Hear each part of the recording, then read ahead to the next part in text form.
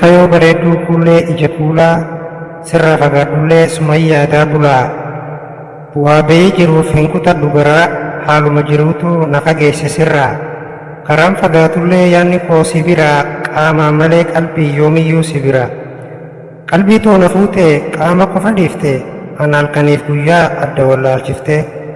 waaqatti hirkadhee hundumtuu ni taraa fageenya koo laaltee nan dhiisin adaraa boruufin si eegaa arrarra taa'eeti namni dhiyyaa lubbuu ani jooraa keeti hogguu sumayyaadha barri seenaaf kottu yeroo sanin fayyaa ijaayyoon alaaltu halkan ibsituu koo akkuma addeessaa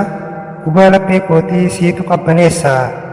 fagoos yoo jiraatte siitu natti aana cabe lafee kootii sumatu wallaana qaamaaf qalbiidhaan an sirraa hidhame daddafii na baasii wabiisii godhame hundi keessa kootii siif jecha moo'amee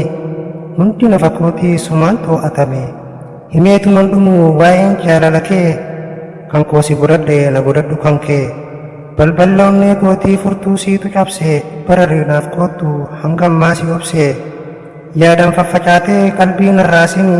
sumaaf hanga baroome reebdee nan dhaanini si dhabeen jiraadhu kana naaf hubadhu onnee siif miidhamte kottu wallaannadhu